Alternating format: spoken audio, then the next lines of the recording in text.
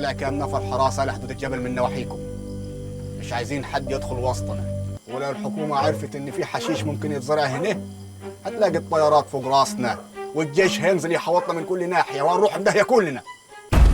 همنا بيننا وبين بعضنا مقدور عليه، لكن لما الهم ده يجينا من بره هيبقى خطر وهيحطوا فوق راسنا كلنا. الغدارين ملهمش مكان بين نواصر، لكن القاتل لازم يتقتل يا سناري. لكن همام لسه عايش يا دياب. لكن عرعر اللي شاف القاتل الحقيقي اتقتل، ولا عشان ما غلبان ما حدش هياخد بطاره. والحمد لله قبل ما يموت فتلنا الدليل. تقصد ايه يا دياب؟ مش عباية ناجي دي؟ يبقى هو القاتل. وناجي اخوي يعمل كده ليه؟ مادام ما فيش بينا طار وبين البندريه. اذا كان على نسمه بنتي فنسمه شريفه وعفيفه، وهو قدامكم اهي. اسمها عايشه. عايشه يعني مالناش صالح بقتل همام. ناجي اخوي بريء من دم المسكين عرعر وقتل همام. وانا كنت مع عرعر وشفت سناري وهو بيضرب النار على همام، وكان لابس عباية سناجي، وكمان عورني لما كنت بدافع عن عرعر. كده سناري اخوي كان معايا هنا والخلق كلها تشهد. احنا كفايه علينا شهاده القتيل اللي شهد على سناري ونشد النجع كله من بحر الدم اللي كان هيعوم فيه. مش بعيد يا عباد يكون متفق مع سناري عشان توقعوا العيلتين في بعض وتعملوا فتنه، والفتنه اشد من القتل. يلا بينا يا اخوي، دول اتفقوا علينا. مش قبل ما ناخد بطار عرعر. اخوي سناري يا خليه يحصل اخوك. اللي من العبايده يرمي سلاحه وخدوا كباراتكم وغوروا من هناك. يلا يلا يلا غوروا.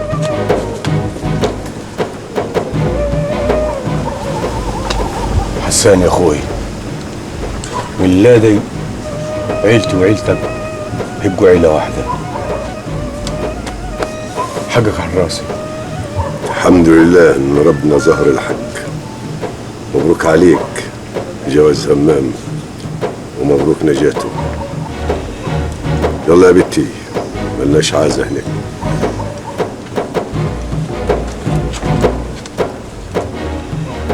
دياب مشي الرجاله، مشيهم وهد الفرح. هطلع اطمن على ولدي. أوامرك يا كبير، أوامرك. كدي عليك يا ولدي، ياللي كنت هتروح حضر يا ولدي، ياللي ما تهنيتش بعرسك يا ولدي. بكفاك يا خالة، ناقص تقولي ياللي جوازتك كانت شوم يا ولدي.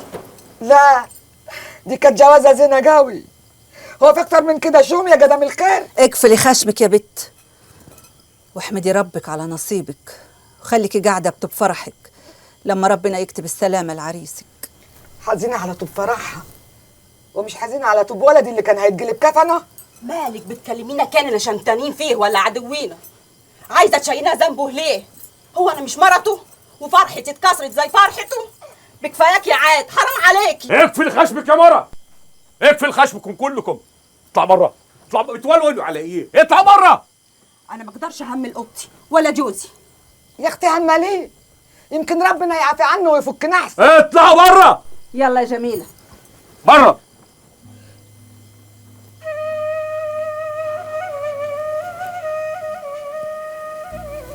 أنا هود معاه لحد ما يفوق.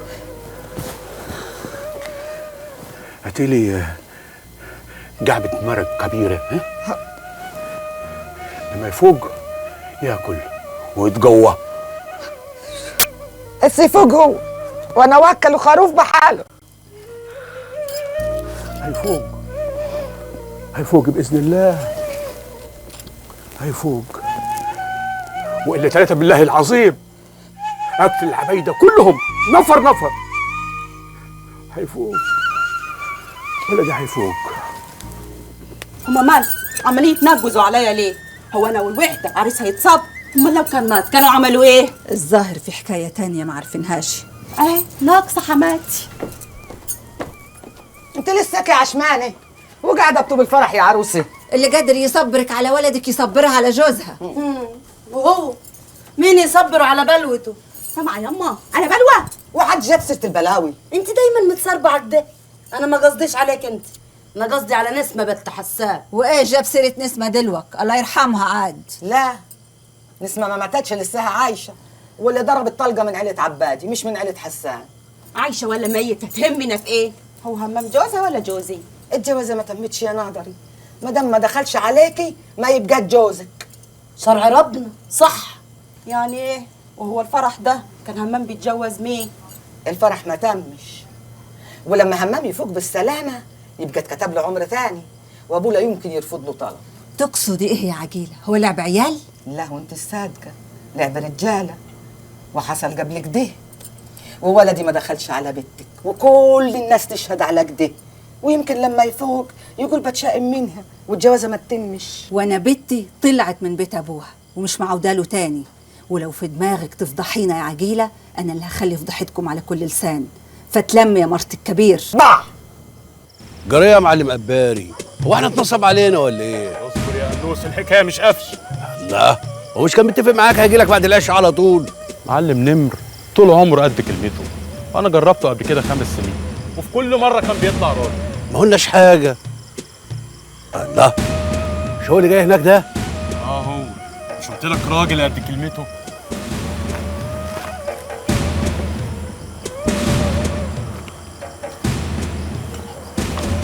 السلام عليكم. السلام ورحمه الله وبركاته. الحمد لله على السلامه يا معلم نمر. الله يسلمك يا معلم، منور الصعيد كله. الله يخليك. طمني، جاهز؟ كله تمام ومية مية. لفيني قسيمة الإيداع الأول. صحيح يا معلم، ده أنت ضيفي في بيني وبينك عشم. كن في معلوماتك، الفلوس دي فلوس معلمين كبار قوي في مصر. وفر كلامك يا معلم لحسن توقع في الغلط. يا إما تديني قسيمة الإيداع وتاخد بضاعتك، يا إما كل حي يروح لحاله. اتفضل القسيمه اهي عشان تعرف إن إحنا قد كلمتنا. أنت خابر يا معلم إنها فلوس ناس. أنا إن كان عليا وحياة العيش والملح واقفة عليا بخسارة. نشربوا الشاي ونطمنوا البيه، وبعد شوية تستلموا بضاعكم وتحملوها. أيوة يا بيه. لا كله تمام، كله تمام. مناع عوق كده ليه؟ غايب حجته معاه يا مغاوري. اهدى انت بس اهدى. بعدين ما تنساش ان اللي منهدى مع تجار مصر غير الخواجات. قلبي مش مطمن. أول مرة نسلم مخدرات وسط العمار. بس انا مطمن لمناع ولترتيبه. اللي انا مش مرتاح له بس هم معلمين مصر دول وألاعبهم. اسمع يا بكري. ايه يا ابوي؟ هتتسحب نواحي الشط، بص على مناع ولد عمك وتقول لنا ايه اللي بيجرى هناك. يلا هم بسرعه. حاضر يا ابوي. احنا نقسم روحنا ونكون جاهزين لأي خطر. احنا جاهزين يا مغاوري، اطمن انت بس. كل حاجه هتبقى تمام ان شاء الله. مؤاخذة يا معلم، بنتوكد من اللابتوب. اهدى. ربنا يخليك. معقوله يا معلم نمر تبقى بتتاجر في الحشيش وما بتشربوش؟ والله يا معلم ولا طيقه، بس احب اشم ريحته واعرف من ريحته كيف مطبوخ وان كان الحشيشه مخلطه ولا لا. ايه ده؟ دي مشش جات لي على الموبايل. ايه؟ كله تمام، الفلوس تمام واتنقلت الحساب. عيب يا معلم، ده انا معلم كبير وانا اللي حاططهم بايدي. وانا كمان هصدق معاك. الو، ايوه راس ناجي، كل شيء تم بامان. ايوه ايوه، ابعت لي الرجاله. خد يا زرزور اشرب الكوبايه دي يا اخويا عشان تخف. من يد ما نعدمها يا خاله. تسلمي. بالك لو ما كنتش واكل الارنب ما كنتش قدرت تتحمل الضربه اللي على راسك دي. انا كان كل همي اشيل التلفيحه من على وشه واعرف هو مين. عشان كده اول ما عريت وشه راح نازل بالبندقيه فوق راسي، ما دريتش بحاجه. احمد ربنا انه ما قتلكش زي ما قتل عرعر. الله يرحمه، الله يرحمك يا عرعر، كان صاحبي واخوي. ايوه الله يرحمه، عايش في الدنيا مسكين وغلبان، اطلع منها لا فتعيل ولا تيل زي حالاتي. بس الفرق اللي بيني وبينه اني جربت الجواز، وبعد ما مرتي ماتت ما حبيتش نكررها. لكن عرعر الله يرحمه كان نفسه يتجوز، ملقيش واحدة ترضى بيه.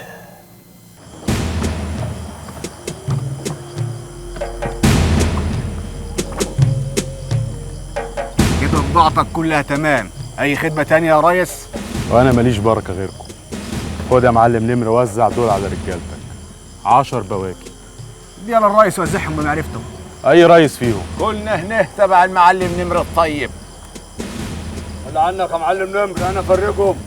بس ليه طلب صغير للامان كده؟ هتفضل معايا يا معلم نمر لغايه ما نخرج من محافظه قنا. كل واحد فيكم ينزل سلاحه. ويكون في معلومك يا معلم، الشط ده كله مرشق رجالتنا ومعاهم سلاح آلي. انت فهمتني غلط ولا ايه؟ انا ما قصدتش نيه وحشه لا سمح الله، دول اغبياء. ولا تقدر تعمل حاجه وحشه معانا.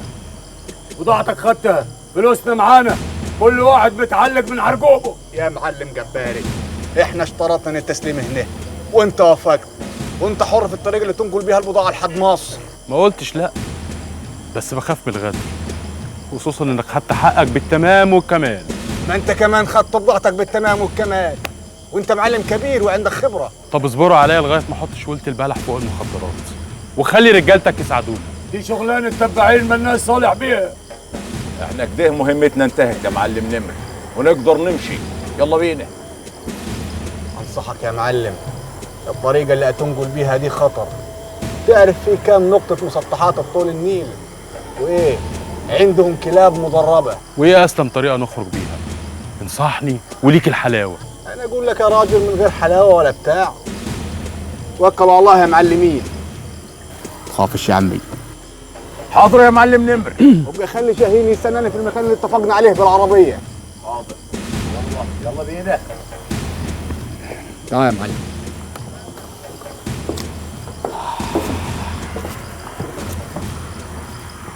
شوف يا سيدي، انت تروح تشتري كل البن اللي في المحافظه، وكمان كل كاس النايلون. ليه؟ اقول لك ليه؟ لان البن هو الحاجه الوحيده اللي ممكن تغطي على ريحه المخدرات.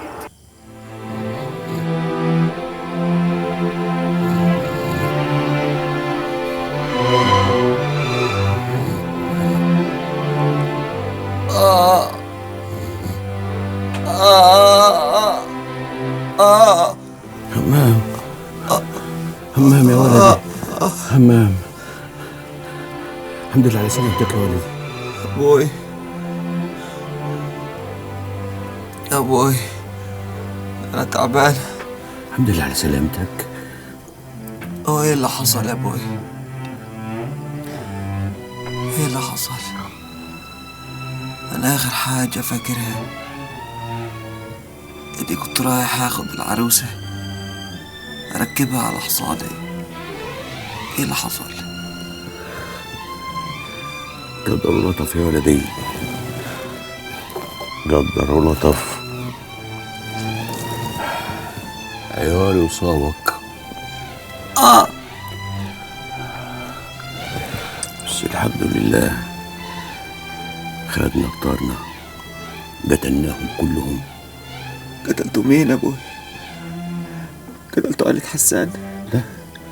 لا يا ولدي، عبادي وسناري الله يحرقهم هما التنين كانوا عايزين يوقعوا بيننا وبين عيلة حسان، لكن ربنا سبحانه وتعالى كشفهم.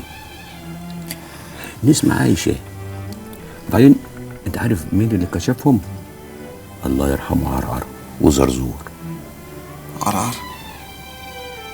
عرعر مات؟ الله يرحمه. بس خدنا بطاره يا ولدي، خدنا بطاره. روج انت، روج. ايه، خد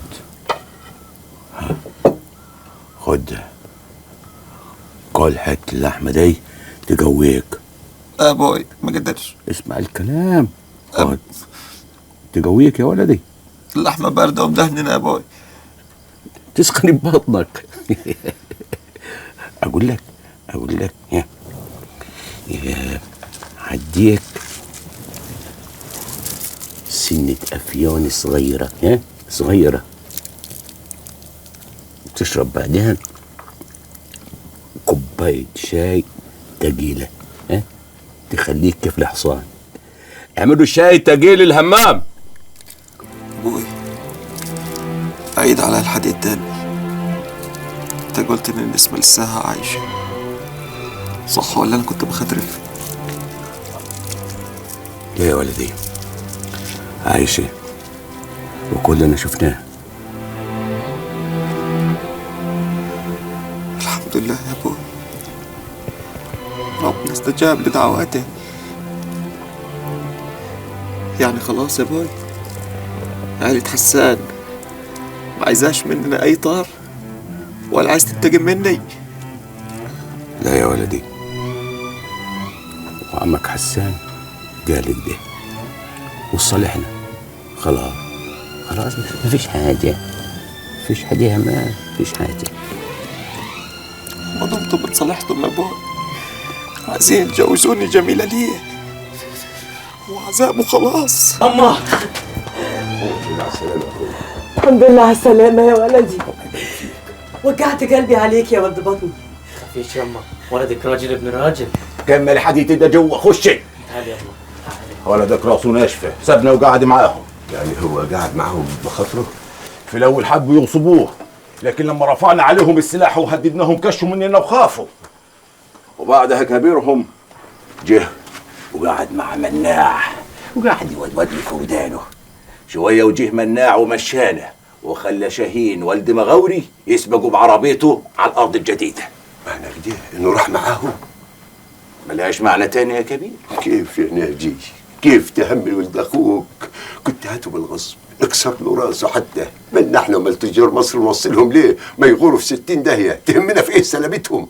انا بقول يا كبير يمكن يكون مناع عمل معاهم اتفاق بعد ما قبض ثمن الحشيش. ويطلع ليه؟ نقصه ايه؟ نقصه تم مشروع الارض الجديده. لا مناع ولدي ما يعملش كده.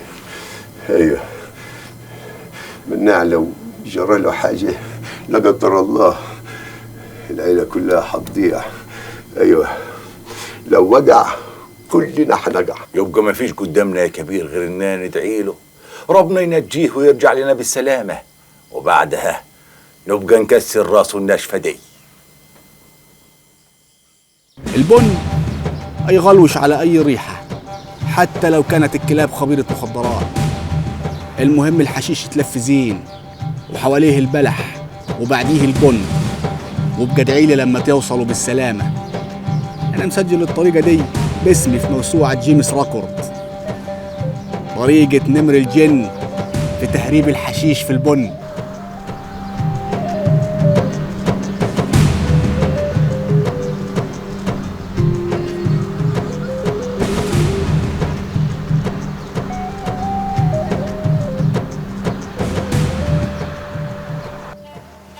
لساكي حياة يا نسمة، لساكي حياة يا حبيبتي، ما متيش. وحشتيني قوي.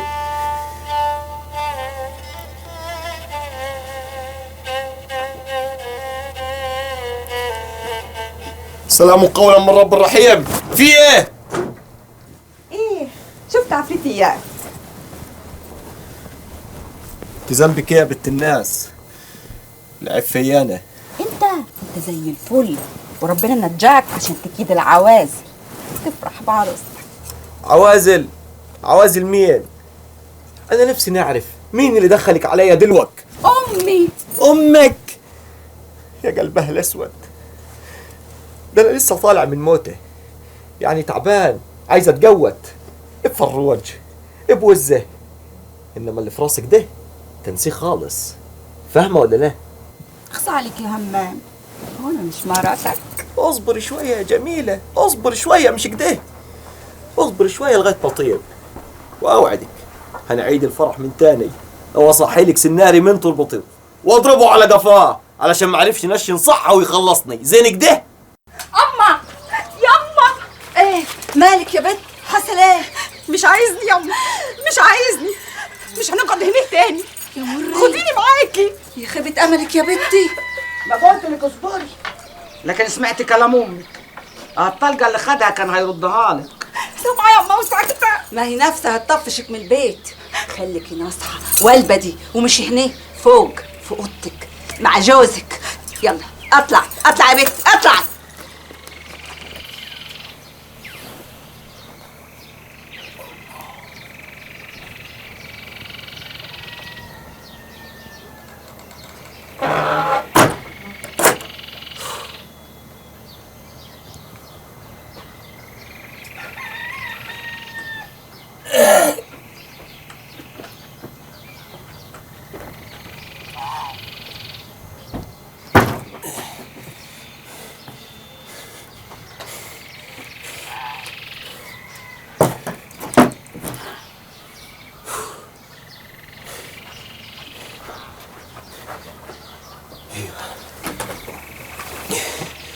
كده محدش هيقدر يمنعني عن التفكير فيكي يا نسمة قلبي يا حبيبتي اللي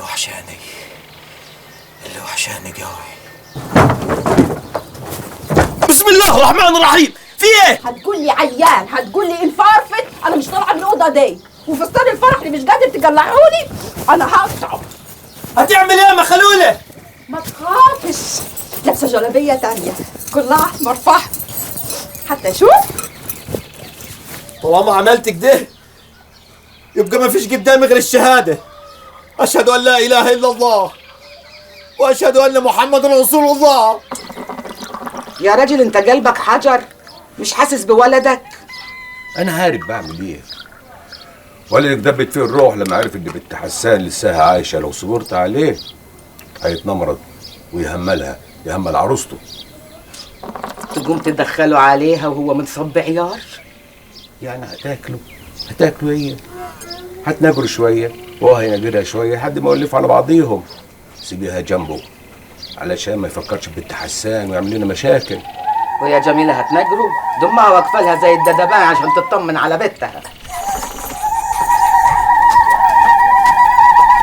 هيطمن. مبارك يا بنتي، 7 بركات، طولت رقبتي، فوتكم بعافيه. شوف المرة. اطلع انت كمان. اطمن على ولدك، قال لي يكون ناقص دراع ولا حاجه. اطلع.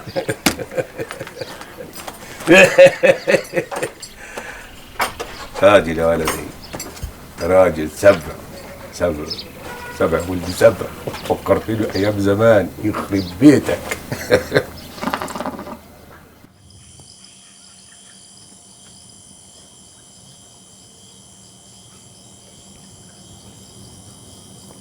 Sir Freeman. Yeah. Finally, we know where Sir Benny is. And he's not dead as we assumed. He's still alive? He's recovering from severe coma and now in the hospital under restricted security. But somehow, he managed to call the organization. Where is the hospital? In Qina. The organization sent him a new diplomatic passport with a new name and asks you to let him abroad. Listen to me. Book a ticket on Roma's flight tomorrow night. We'll take him directly to the airport. Okay, I will. الهمة يا ولد، مش هنعتقوا عربية في 3 أيام.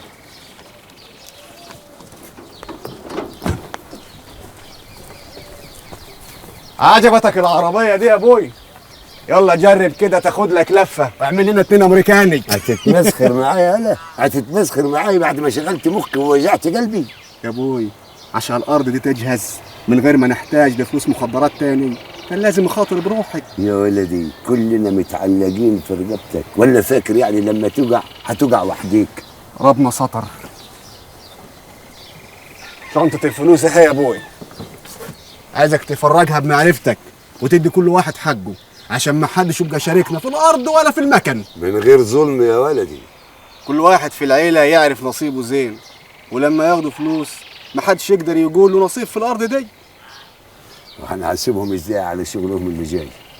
محلوله، يبقى ياخد نصيبه من الزرعه، فاكهه خضار غله، ولو مش عايز ياخدها فلوس. هي مش هتكسب زي فلوس المخدرات، لكن الامان غالي يا ابوي. والله خايف يا ولدي اسمها من العيله يفلت من يدي ويستسهلوا فلوس المخدرات. يبقى ذنبهم في رقابينا ولازم نحاول نتوبهم. دي المسجة الرئيسية اللي بناها خلص، والمفروض انها هتوزع على باقي المساجد، بس متهيألي لسه ما توصلوش ببعض. البنايين بيشتغلوا فيها. واحنا هنسقي الارض كيف؟ بالجرادل؟ المية غالية يا ابوي، كيف نرميها على الارض؟ احنا هنجيب رشاشات مية ونسقي من غير ما نهدر. في نظام ري متكامل هيقوم بالري من غير اي مجهود، يبقى على الانفار بس انهم يشتغلوا في الزرع. مش تعرفنا بالمشمهندس الاول يطلع مين بالظبط؟ مؤاخذة الكلام خدنا. باشمهندس عمر صاحبي واخويا وزميلي من ايام الجامعة، وهيكمل معانا هنا على طول، وكل اللي يقوله يمشي. سامع يا بكري؟ انا اتعلمت سواقة المحرات، شاهين علمني. امال لو كان شاف الكساح الكبير وانا بسوقه كان عمل ايه؟ ولدي شاهين شاطر، طلع لك مناع. شاهين اخوي طول عمره ناصح. ربنا يجرب بينكم اكتر واكتر، ولا انت مش ناوي تجرب يا مناع؟ كله بامر الله. خد بالك يا مناع يا ولدي، هجوز شاهين لاختك بعد انت بتتجوز من فاطمه. ربنا يسهل يا ابوي. يلا يا باشمهندس، دور الموتور خلي المايه تجري. الله اكبر، الميه جت يا ولدي. الله اكبر.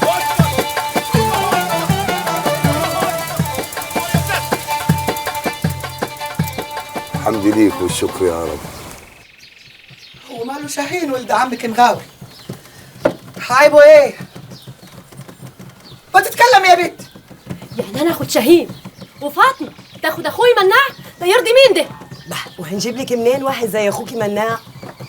احمدي ربنا ان احنا لقينا في العيله راجل رايدك ومستعد ينسى حكايتك مع همام. كده يما؟ حتى انت بتقولي حكايتي؟ اذا كنا احنا بنقول حكايتك وكل رجاله العيله وحريمهم بيقولوها، واي راجل هياخدك مش هينساها ومش هيصدق اللي سمعه. بس ده يبقى ظلم، اقعد مكسوره العمر كله بحكايه عمري ما عملتها، ده يبقى حرام. يا بنتي يا بنتي مش هيقطع لسان الناس غير لو اتجوزتي راجل شديد، ومفيش اشد من شاهين بعد اخوكي مناع. قصدك قلبه زي الحجر كيف عمي مغاوري. انا ما اقدرش اعيش مع راجل يعايرني العمر كله بحكايه عمري ما عملتها ويكسر نفسي. ما يقدرش لان اخته فاطمه هتكون مرات اخوكي مناع، ولو قال لك نص كلمه هطلع البلا الازرق على عينيها، ولو انها ما تستاهلش البنت. ديتها بس انك تتجوزي وتحبلي وتخلفي وكل حاجه هتتنسي، ومش هيبقى لك غير جوزك وعيالك. اعملوا اللي تشوفوه، ايه اللي هيحصل؟ عيشه والسلام. خلينا في المهم دلوقتي.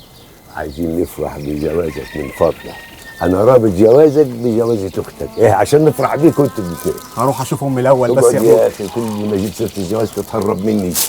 تصبر عليا يا ابوي، هنعملوا فرحهم وفرح واحنا لسه ما اطمناش على الارض الجديده. مالكش صالح بيه، احنا طول عمرنا بنعرف نزرع ونقلع. ايوه، وبعدين انت جبت لنا الميه والمحاريق، خلاص مهمتك انتهت، سيب الباقي علينا. خلص انت في موضوع الجواز وما تعولش هم الارض. الباشمهندس عمر صاحبك هيعمل لا تعمل وزياده. من الحاج عايزين نبني له استراحه صغيره يا ابوي كده في الارض. هو طيب قوي وظروفه صعبه تصعب على الكافر، وعايزك تاخد بالك منه. ايوه يا اخويا، ايوه ابوك عبيط، غير برضه في موضوع الجواز. يا ولا عايز اوفي بوعد يا. حاضر، هبقى اديك كلمه بعدين. حدد الوقت اللي انت عايزه وانا مرتبط بيه. ما اقدرش اقول لك على وقت دلوقتي يا ابوي، الله عندي شويه مصالح في سوهاج لازم المها.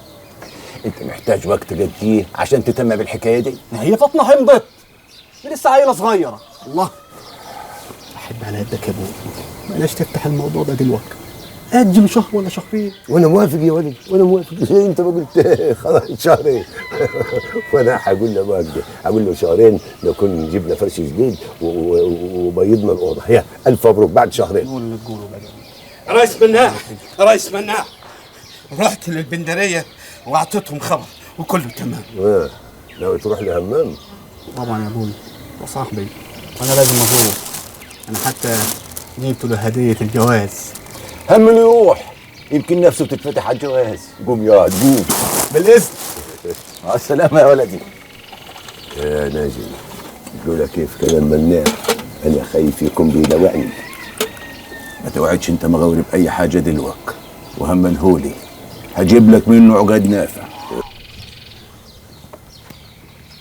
اعمل ايه يا مناع اخوي؟ شكلي بقى عفش قوي. انت بس نفسك مش طايقاه عشان اتغصبت عليك. عندك حق يا مناع، انا نفسي مش طايقاه، حاسس ان هي مفروضه علي، بس اعمل ايه؟ اوامر ابوي، اقول له ايه؟ بنت عمي وملهاش غيري.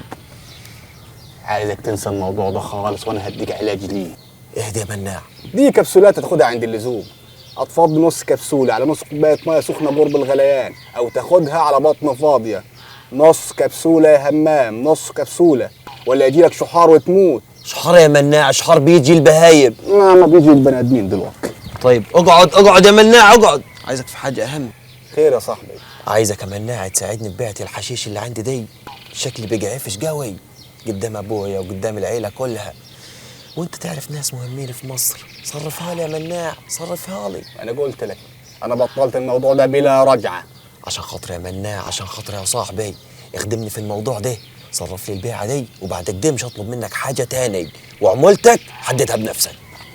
يا ساتر، وانا حد هيجيبني ورا غيرك؟ ماشي يا سيدي، خد الرقم ده اطلبني عليه ومحدش يعرفه غيرك. اي خدمه تانية يا سيدي؟ حبيبي وصاحبي. تسلم لي يا اخويا. نص يا همام. نص. غلطان يا حسان يا اخوي، غلطان. ما كانش لازم تهمل ولدك يروح لهمام بعد الفضايح اللي جابها لينا. الناس تقول علينا ايه؟ الناس تقول اللي تقوله. همام اتربى في بيتي وسط عيالي كيف اخوهم، ولو مناع يعرف ان همام بيبص لاخته كده ولا كده ما كانش راح بارك له. ولما انت تقول كده يا مغاوري، امال ولدك شاهين يقول ايه؟ وهيطلب يدها كيف؟ شاهين ودعمها وستر وغطى عليها وهو اولى بيها، ولا نعروا زرنا ونغطوا زر الناس؟ عيب عليك يا مغاوري تقول كلمه زي دي. بنت اشرف مش شرف. اذا كنت شايف ان ديها عار نفضها سيره. ليه بتقول كده يا كبير؟ داني جاي عشان اقول لك نعمله فرح كبير انا وانت لمناع وفاطمه وشاهين ونسمه، يبقى كيف يكون في ضميري حاجه عفشه لمرت ولدي؟ ايه كلمه ستر وغطى الخايبه اللي انت قلتها دي؟ كان بنتنا عملت فضيحه وكان ولدك اتستر عليها. بنت مظلومه، غير كده كنت قتلتها بيدي. خلاص يا كبير، ما كانش قصدي، سماح. ولو عايز اعلن جوازهم دلوك انا موافق.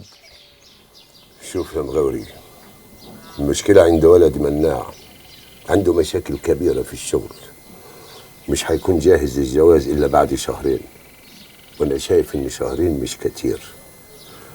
لو أنت مستعجل على الجواز هات شاهين ولدك ونسأل بنتي ونتفق على المهر والشبكة. يبقى بعد شهرين نتمم الجوازتين، واللي نتفق عليه لبنتك يبقى زي البتي. سلام عليكم. وعليكم السلام ورحمة الله وبركاته. يمين بالله يا مغاوري، لولا اني بكري ولدي لسه صغير عنها ما كنت فرطت في نسمة ابدا. وانا كمان مش هفرط فيها. سلام عليكم. على السلامة يا سيدي. شفت يا كبير؟ شفت الكلام اللي يحرق الدم؟ عليا الطلاق كنت هقتله، ولو نسمة بنتي عمر ما هجوزها لابن وعبد. اللي رماك على المر اخوك مجبور يا ناجي. يغور في 60 داهية هو وولده، بدل ما يلقح كلام على زينة البنات بنتنا، ويبقى يشوف مين اللي هيعبر بيته بعد ما ولدك رهنها سنين على الفاضي. هو جاي يعايرني ببيتي عشان ما يغلي بيته. والله في سماه مناع خسارة في بيته. انا اقول خسارة وهو يقول خسارة، وفي الاخر البنات هي اللي عتبور، ويا ريت على كده العيلة كمان هتتفكك. معاك حق في دي، وخصوصا ان مغاوري مش لد عليه حكايه الارض الجديده وبلعها بالغصب عشان يتمم جوازة بنته. ماله عم مغاوري؟ قابلته طالع كانه قرصها عقربه. انا جاي، انا هملكم وحدكم، انهي معي المشكله وخلصني. ايه حاضر يا اخوي.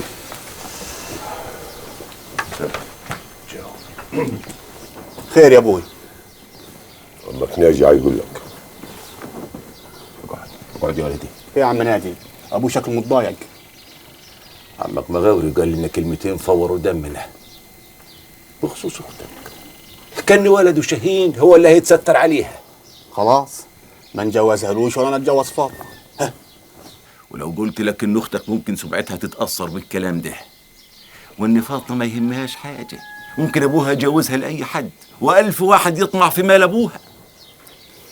والله ما الحكايه وصلت لكده يبقى خلاص لازم اصرحك يا عمي، بس مش هنا.